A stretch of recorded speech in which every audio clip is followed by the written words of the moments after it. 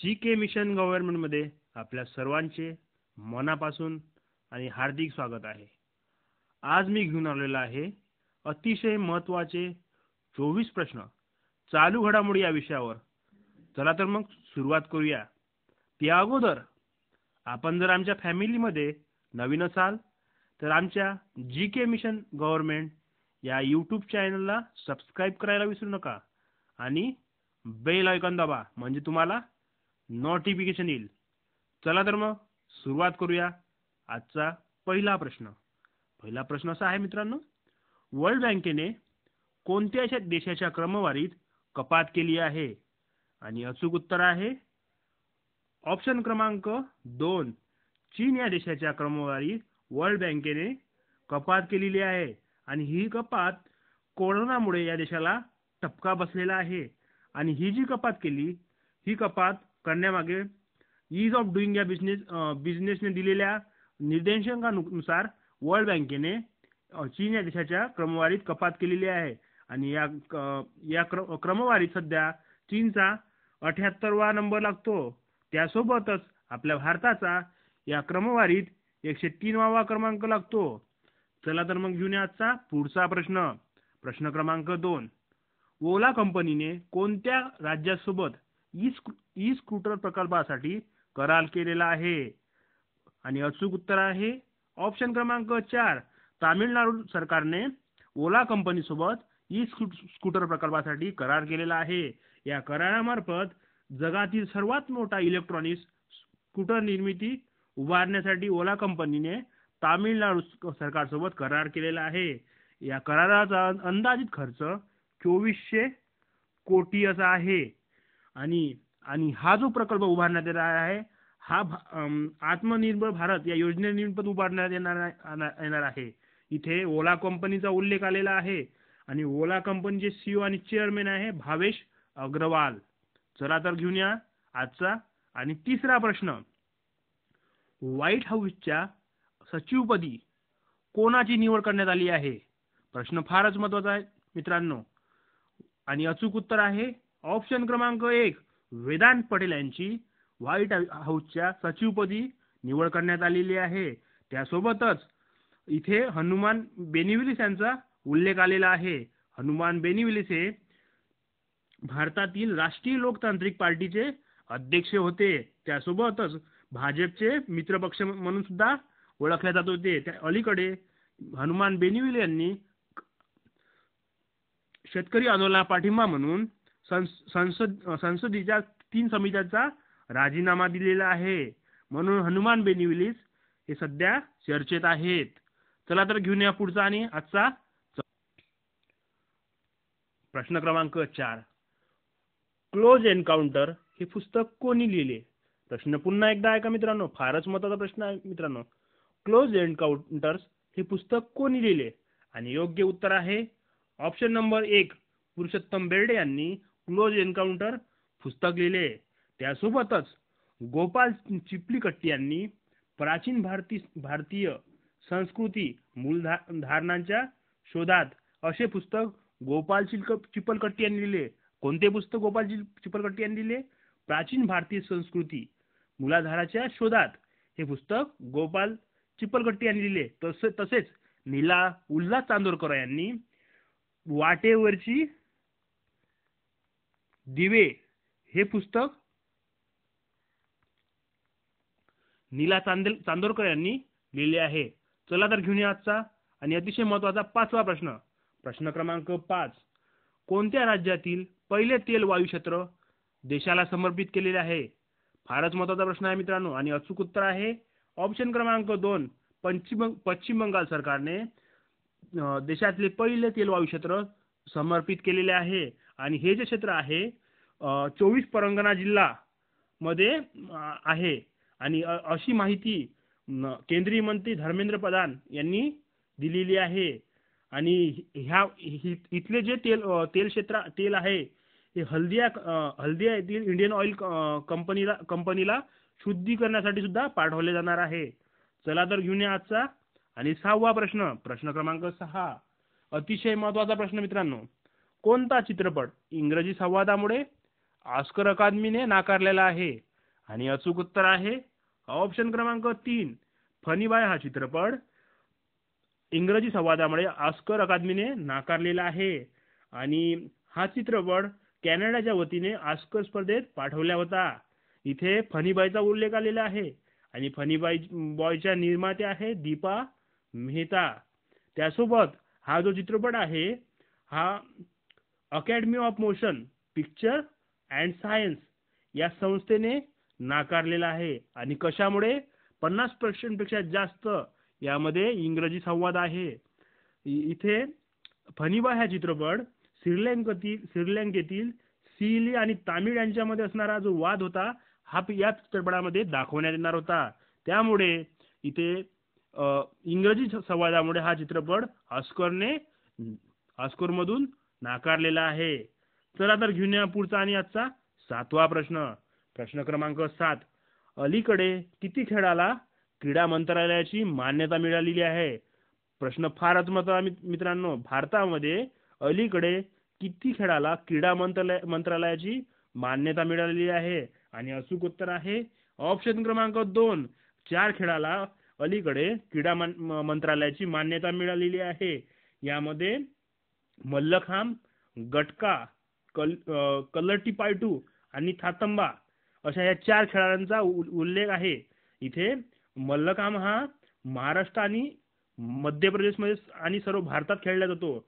इथे गटका हा पंजाबमध्ये खेळला जातो आणि कलरीपायटू हा केरळमध्ये खेळला जातो. इथे थातंबा जो खेळ आहे हा मार्शल आर्टसाठी प्रसिद्ध आहे. हा खेळ मणिपूरमध्ये खेळला जातो. इथे पुढील वर्षी होणाऱ्या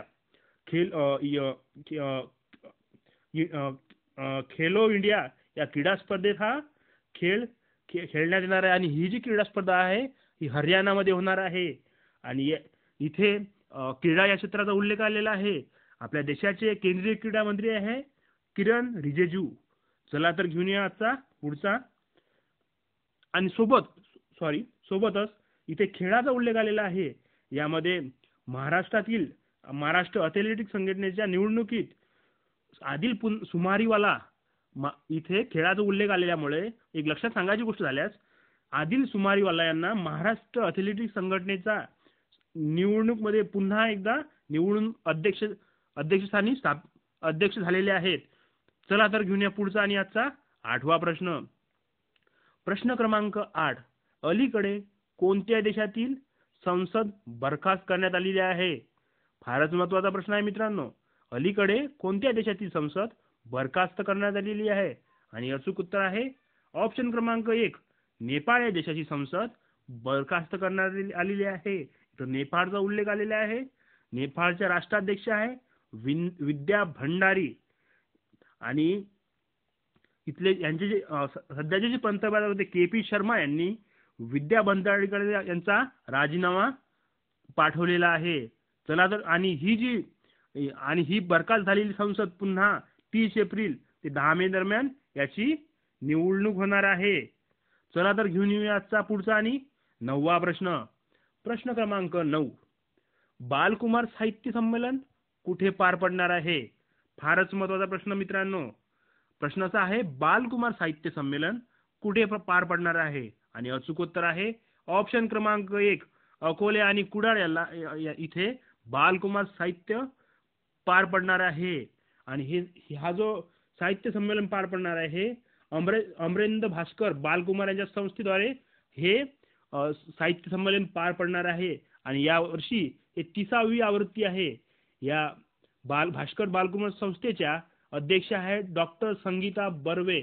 आणि सोबतच यावर्षी या साहित्य संमेलनामध्ये शिक्षणतज्ञ डॉक्टर जोशी यांना जीवन गौरव पुरस्कार देऊन सन्मान करण्यात येणार आहे. प्रश्न क्रमांक 10वा. शाईन म्हणजेच ईगल शाईन 9 कवायती कोणत्या देशाच्या मध्ये होणार आहेत? प्रश्न पुन्हा एकदा ऐका मित्रांनो. शाईन 9 कवायती कोणत्या देशाच्या मध्ये होणार आहेत?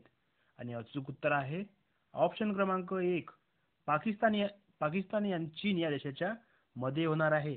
आणि ही जी कवायत आहे हवाई दलाची संयुक्त कवायत आहे आणि ही कवायत सिंध प्रांतात मध्ये होणार आहे. आणि ही कवायत डिसेंबर महिन्याच्या दुसऱ्या आठवड्यात होणार आहे. चला तर घेऊन या पुढचा आणि आजचा 11वा प्रश्न. प्रश्न क्रमांक 11. कोणते संमेलन दुहेरी पद्धतीने पार पडणार आहे? आणि अचूक उत्तर आहे ऑप्शन क्रमांक 1 साहित्यिक कलावंत संमेलन हे दुहेरी पद्धतीने पार पडणार आहे. आणि या संमेलनाचे हे 20वे वर्ष आहे. आणि हे संमेलन कोरोनामुळे दुहेरी पद्धतीने पार पडणार आहे. आणि हे संमेलन 25 ते 20 डिसेंबरला 25 ते 26 डिसेंबरला हे संमेलन पार पडणार आहे. आणि या संमेलनाचे उद्घाटक आमदार चेतन तुपेंच्या हस्ते होणार आहे. आणि या संमेलनामध्ये वाग्यज्ञ पुरस्कार सुद्धा दिला जाणार आहे. या वाग्यज्ञ पुरस्कारामध्ये अरुणा ढेरे आणि मोहन जोशी यांना संयुक्तपणे हा वाग्यज्ञ पुरस्कार प्राप्त झालेला आहे. चला तर घेऊन या पुढचा आणि आजचा 12वा प्रश्न. प्रश्न क्रमांक 12. देशात बिबट्याच्या संख्येत कोणते राज्य अग्रेसर आहे? प्रश्न फारच महत्वाचा आहे मित्रांनो. देशात बिबट्यांच्या संख्येत कोणते राज्य अग्रेसर आहे? आणि अचूक उत्तर आहे ऑप्शन क्रमांक 1 मध्य प्रदेश हे राज्य अग्रेसर आहे. आणि हा जो अहवाल आहे राष्ट्रीय व्याघ्र संवर्धन प्राधिकरण, भारतीय वन्यजीव संस्थेच्या state of the leopard in India 2018 या अहवालानुसार प्राप्त झालेला आहे. या अहवालामध्ये आपला महाराष्ट्र तिसऱ्या क्रमांकावर आहे. त्यासोबतच दुसऱ्या क्रमांकावर कर्नाटक आहे. महाराष्ट्रामध्ये 1690 बिबट्यांची संख्या नोंदवल्या गेलेली आहे. चला तर घेऊन या पुढचा आणि आजचा 13वा प्रश्न. प्रश्न क्रमांक 13वा अतिशय महत्वाचा प्रश्न आहे मित्रांनो. प्रश्न क्रमांक 13वा. कोणत्या विविध क्षेत्रातील कौशल्य विकासासाठी पहिल्या सेंटर ऑफ एक्सलन्स म्हणजेच COE चे उद्घाटन झाले? आणि अचूक उत्तर आहे ऑप्शन क्रमांक 2 गुरुग्राम येथे पहिल्या सेंटर ऑफ एक्सलन्सचे उद्घाटन झाले. आणि यामार्फत 20 क्षेत्रातील म्हणजे हे जे उद्घाटन आहे हे 20 क्षेत्रातील कौशल्य विकासासाठी हे उद्घाटन झालेले आहे. आणि हा पहिला सेंटर ऑफ एक्सलन्स उद्घाटन गुरुग्राम येथे झालेले आहे. आणि राज्यमंत्री राजकुमार सिन्हा यांच्या हस्ते हे उद्घाटन पार पडण्यात आलेले आहे. चला तर घेऊन या आजचा 14वा प्रश्न. प्रश्न क्रमांक 14वा अतिशय महत्वाचा प्रश्न आहे मित्रांनो. 2020च्या जर्मनीच्या कोलोन येथे झालेल्या बॉक्सिंग वर्ल्ड कप मध्ये भारतीय मुष्टियोद्ध्यांनी किती पदके जिंकलेली आहे? आणि अचूक उत्तर आहे ऑप्शन क्रमांक 4 9 पदके जिंकली आहे. यामध्ये 3 सुवर्णांचा समावेश आहे, 2 रौप्य आणि 4 कांस्य पदकांचा यामध्ये समावेश आहे. चला तर घेऊन या आजचा पुढचा आणि अतिशय महत्वाचा 15वा प्रश्न. प्रश्न क्रमांक 15वा. भारताच्या कोणत्या व्यक्तीला लीजन ऑफ द मेरिट पुरस्काराने सन्मानित करण्यात आलेले आहे? आणि अचूक उत्तर आहे ऑप्शन क्रमांक 2 नरेंद्र मोदी यांना अमेरिकेचे माजी राष्ट्रपती डोनाल्ड ट्रम्प यांच्याकडून लीजन ऑफ द मेरिट या पुरस्काराने सन्मानित करण्यात आलेले आहे. आणि हा जो पुरस्कार आहे आपल्या देशाचे राजदूत तरणजीत सिंग सिंधू यांनी स्वीकारलेला आहे. आणि हा जो पुरस्कार आहे अमेरिकेचे सुरक्षा सल्लागार रॉबर्ट ओब्रायन यांनी हा पुरस्कार तरणजीत सिंग सिंधू यांना दिलेला आहे. आणि यासोबत हा पुरस्कार ऑस्ट्रेलियाचे पंतप्रधान स्कॉट मॉरिसन आणि जपानचे माजी पंतप्रधान मिस्टर अंब्रे यांना हा पुरस्कार प्रदान केलेला आहे. त्यासोबतच इथे रघुनाथ माशेलकरांचा उल्लेख आलेला आहे. इथे रघुनाथ माशेलकरांना अटल संस्कृती गौरव पुरस्कार 2020 पुरस्काराने सन्मानित करण्यात आलेले आहे.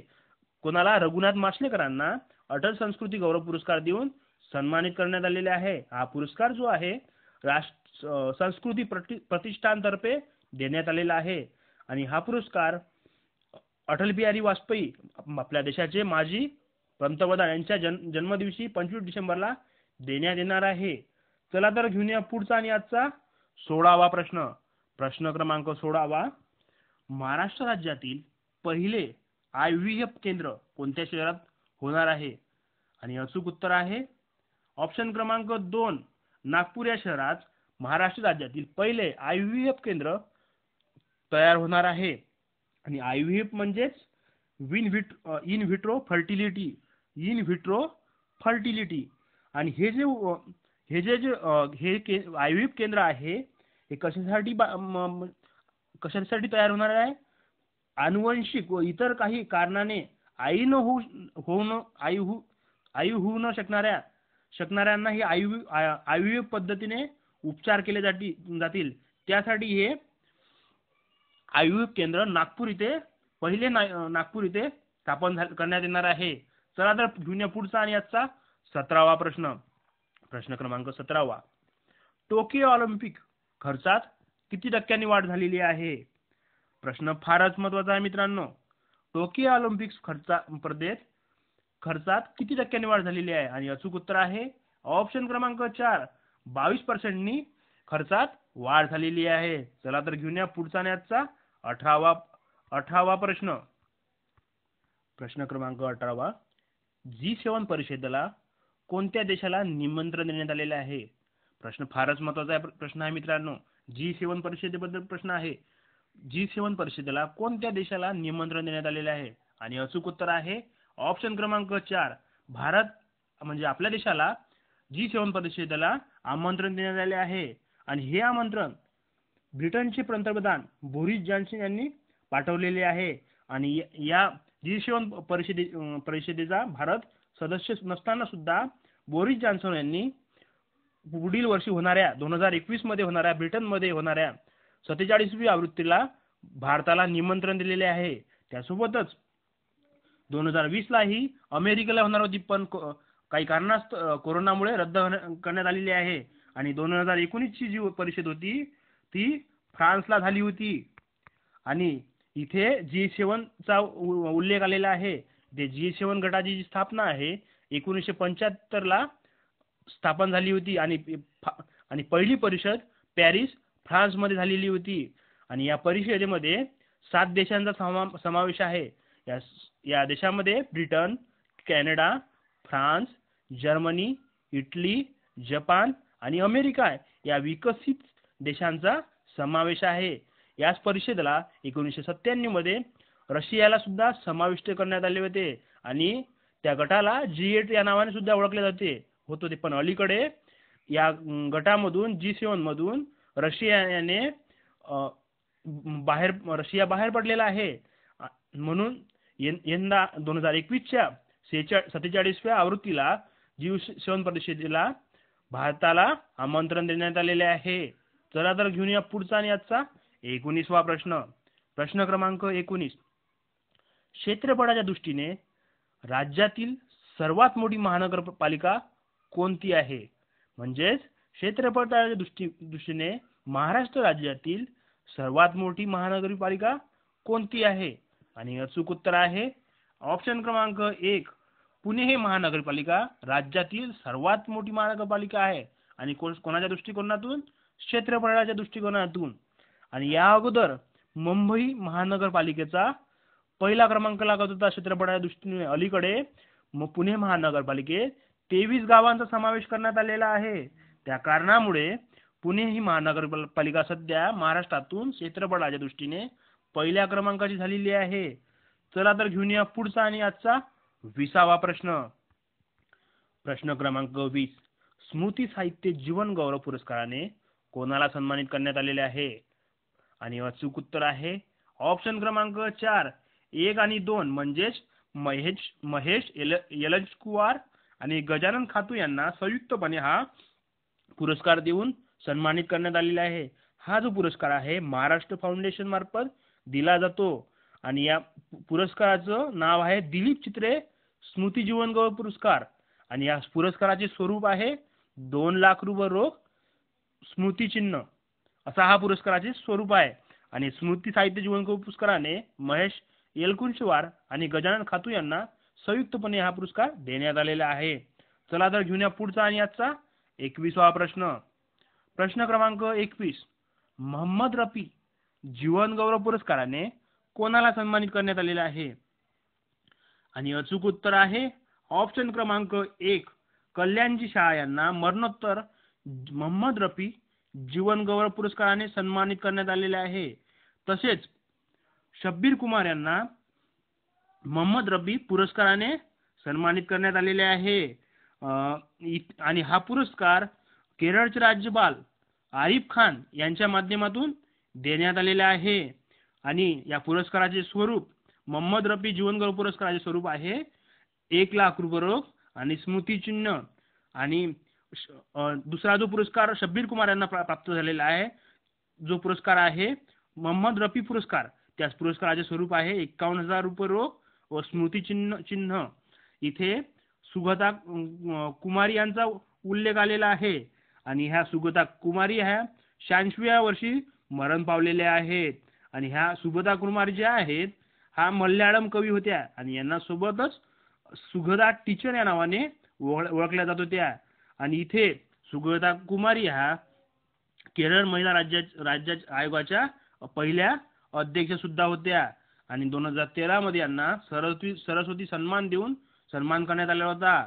आणि जो सरस्वती सन्मान होता हा मनाले सूड या काव्यसंग्रहाला दिला जात होता. आणि 2006 मध्ये यांच्या कार्याची प्रशंसा करून भारताने पद्मश्री प्रदान केला होता. चला तर घेऊन या पुढचा आणि आजचा 22वा प्रश्न. प्रश्न क्रमांक 22 असा आहे मित्रांनो, उत्तर प्रदेश सरकारने कोणती योजना चालू केलेली आहे? आणि अचूक उत्तर आहे ऑप्शन क्रमांक 1, किसान कल्याण मिशन ही योजना उत्तर प्रदेश सरकारने चालू केलेली आहे. आणि ही योजना राज्यातील सर्व विधानसभा मतदारसंघात राबवण्यात येणार आहे. आणि याचा उद्देश आहे शेतकऱ्याचे उत्पन्न दुप्पट करण्याबाबत. कशासाठी? किसान कल्याण मिशन ही योजना शेतकऱ्याचे उत्पन्न दुप्पट करण्याबद्दल ही योजना आहे. त्यासोबतच इथे स्मार्ट सहेली योजनेचा उल्लेख आलेला आहे. इथे स्मार्ट सहेली जी योजना आहे महाराष्ट्रामध्ये लोकल प्रवासादरम्यान ची सुरक्षा योजना आहे. या सुरक्षा योजनेमार्फत व्हॉट्सअप ग्रुप तयार करण्यात येतात आणि ही योजना महिलांच्या सुरक्षेसाठी तयार केलेली आहे. या व्हॉट्सअप ग्रुपमध्ये सेक्टर सहेली, स्टेशन रेल्वे आणि ट्रेन सहेली असे 3 ग्रुप तयार करण्यात येणार आहे. आणि या उद्देशातून महिलांच्या सुरक्षेसाठी ही स्मार्ट सहेली योजना महाराष्ट्र सरकारने लोकल प्रवासादरम्यान करण्यात आलेली आहे. आणि इथे मध्य रेल्वेला ही योजना चालू करण्यात येईल. आणि इथे मध्य रेल्वेची स्थापना जी आहे मुंबईमध्ये 1951 ला 5 नोव्हेंबरला झाली होती. चला तर घेऊन या पुढचा आणि आजचा 23वा प्रश्न. प्रश्न क्रमांक 23, भारतीय निवड समितीच्या अध्यक्षपदी कोणाची निवड झालेली आहे? आणि अचूक उत्तर आहे ऑप्शन क्रमांक 1, चेतन शर्मा यांची भारतीय निवड समितीच्या अध्यक्षपदी निवड झालेली आहे. त्यासोबतच भारताच्या बीसीसीआयचे जे अध्यक्ष आहेत सौरव गांगुली आहे. त्यासोबत जय शाह हे सचिव आहेत भारतीय बोर्ड ऑफ क्रिकेटचे म्हणजे बीसीसीआयचे. चला तर घेऊन या पुढचा आणि आजचा 24वा प्रश्न. प्रश्न क्रमांक 24 असा आहे मित्रांनो, स्नेक हेड माशाची नवी जात कुठे शोधण्यात आलेली आहे? स्नेक हेड माशाची नवी जात कुठे शोधण्यात आलेली आहे? आणि अचूक उत्तर आहे ऑप्शन क्रमांक 1, मेघालय येथे स्नेक हेड माशाची जात शोधण्यात आलेली आहे. हा जो स्नेक हेड मासा आहे याचा चमकदार रंग आहे आणि याचे सापाप्रमाणे तोंड आहे. आणि हा जो मासा आहे हा चन्ना कुळातील आहे. चला तर घेऊन या पुढचा आणि आजचा शेवटचा आणि मागच्या व्हिडिओमध्ये तुम्हाला विचारलेला प्रश्न मित्रांनो, अलीकडे महाराष्ट्र सरकारने कोणाचा जन्मदिवस शिक्षण दिवस म्हणून साजरा करण्याचा निर्णय घेतला होता? हा प्रश्न मी तुम्हाला मागच्या व्हिडिओमध्ये विचारलेला होता. आणि याचं योग्य उत्तर आहे ऑप्शन क्रमांक 3, सावित्रीबाई फुले यांचा जन्मदिवस महाराष्ट्र सरकारने अलीकडे शिक्षण दिवस म्हणून साजरा करण्याचा निर्णय घेतला आहे. सावित्रीबाई फुले यांचा जन्म 3 जानेवारीला साजरा करण्यात येतो. या अगोदर त्यांचा जन्मदिवस स्त्री मुक्त दिन म्हणून साजरा करण्यात येत होता. आता अलीकडे महाराष्ट्र सरकारने सावित्रीबाई फुले यांचा जन्मदिवस शिक्षण दिवस म्हणून साजरा करण्याचा निर्णय घेण्यात आलेला आहे. व्हिडिओ बघितल्याबद्दल मित्रांनो धन्यवाद. असेच नवनवीन व्हिडिओ बघण्यासाठी आजच आमच्या जी मिशन गव्हर्नमेंट या यूट्यूब चॅनलला सबस्क्राईब करा मित्रांनो, आणि बेल या चिन्हावर बेल दाबायला विसरू नका, म्हणजे तुम्हाला नोटिफिकेशन येईल. आणि मित्रांनो, व्हिडिओ जर आवडत असेल तर लाईक करा आणि तुमच्या मित्रांना शेअर करा, हीच अपेक्षा. आणि स्पर्धा परीक्षेच्या उपयुक्त माहितीसाठी आजच आमच्या टेलिग्राम चॅनलला सुद्धा जॉईन करू शकता. आणि टेलिग्राम चॅनलचं नाव आहे मित्रांनो जी के विथ गणित बुद्धिमत्ता. आणि